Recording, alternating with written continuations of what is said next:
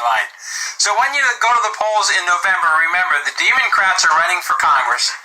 3 cross-dressers, 30 CIA agents, a clown, and Pocahontas. By the way, Pocahontas is supposed to be the second leading candidate against Trump in the year 2020. Let's see, it was Oprah, then it was Michael Levante, now it's Pocahontas. Oh my God. On the economic front, this is incredible. Back to our main story, which probably would have gotten us thrown off of YouTube if we used it as a main story. President Putin has stated that who's alive today because we warned him of a coup, has just stated that President Trump is a magician as he manages to unwind the democratic laws that were destroying America. To date, what Trump is doing is absolutely incredible. To date, the president has undone NAFTA. You think, well, wasn't NAFTA a great thing? No, he redid NAFTA. And there are millions of jobs now flowing back into America.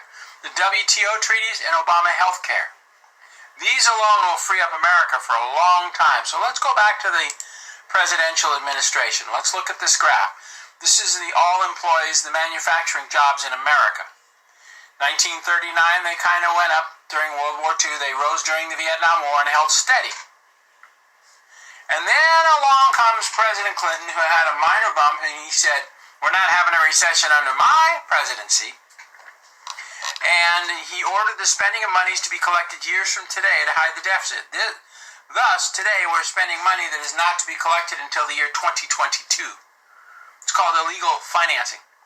He set up the Presidential Exchange Stabilization Fund to buy stocks and bonds to hold up the markets. At first, he was only spending $50 billion a month. The people in intelligence, I had a friend who would call me and he started screaming at me about the treason Clinton was committing. About the same time, a 2-star general came to me and said, are you in on a coup against Clinton? And I said, where you go, I go. Subsequently, I got promoted. But the coup never took place. Most of the generals who were coming after Clinton were killed in an airplane accident. And the general who came to me retired a couple weeks later, grew a beard, and went off into wherever generals go, retirement general land. Clinton, so this was pretty serious for a 2-star general to gather steam to take out a president. This was some serious stuff Clinton was doing. He also signed NAFTA and set up the WTO to be implemented by the year he left office. Now, Clinton left office right here. And when he left, he implemented the WTO and he implemented the NAFTA. And our jobs went from 18 million down to almost under 11 million. Unbelievable. And held steady until Obama and the Democrats reclassified what a construction job, a manufacturing job is. But we all know that that's all been changed now. He stopped the U.S. from becoming self-sufficient in energy. Unbelievable. I've seen the capped oil wells on I-5 along California Highway down by L.A. He literally stopped the U.S. from becoming energy self-sufficient. The Gull Island oil deposits, north of Prudhoe Bay, which is the largest oil deposit in North America, it isn't. The Anwar, southern Alaska, is even larger, and I've seen the oil deposit maps from Standard Oil. That was, back in 1968, we knew where every drop of oil was in this country. We had enough oil to supply the world for the next 200 years.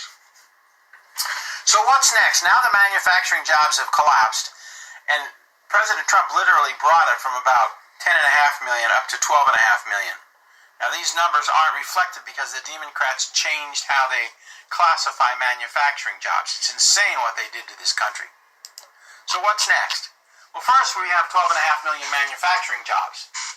Times 6 means we actually have 72 million real jobs and 12.5 million manufacturing jobs.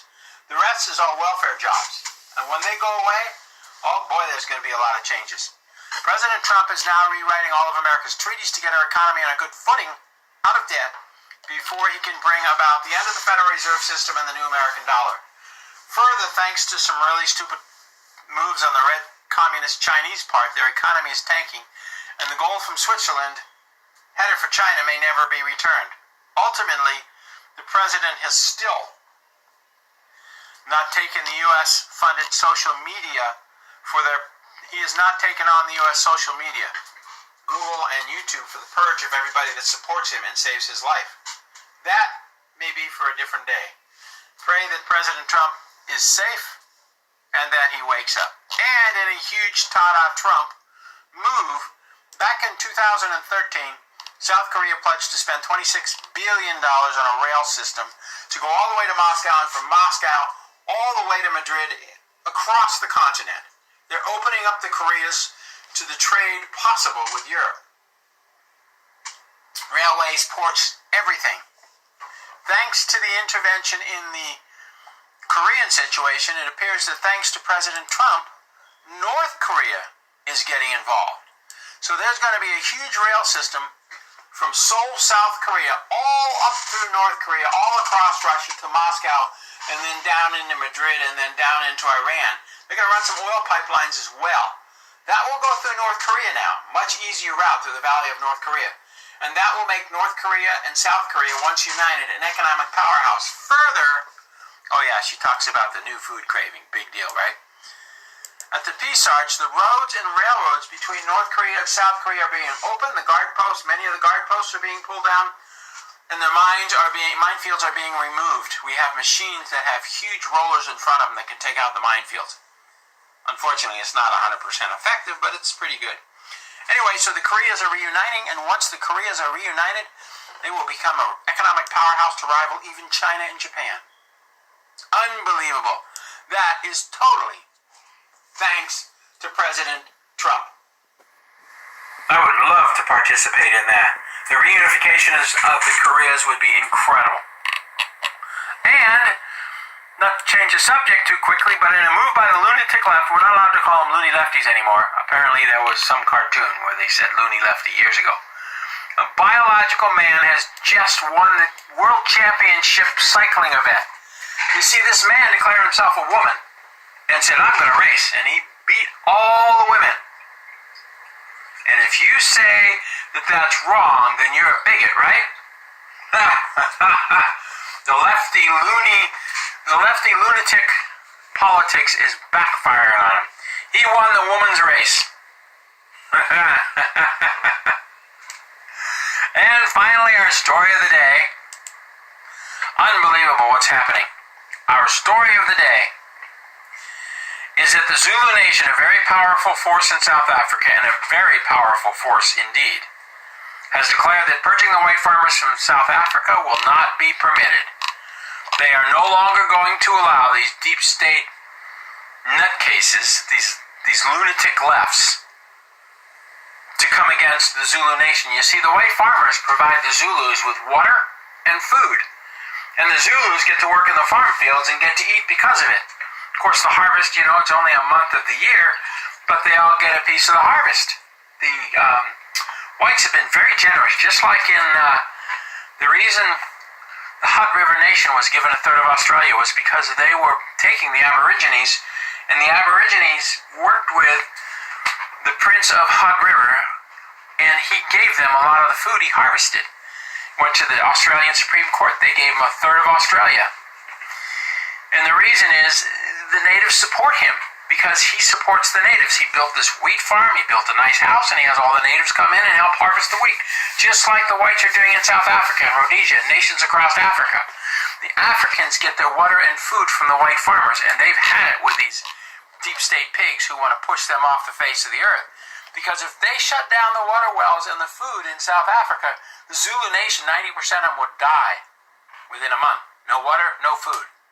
So, and there's a huge drought going on. So it's only the South African farmers that are providing water and food for these Force and the Zulus.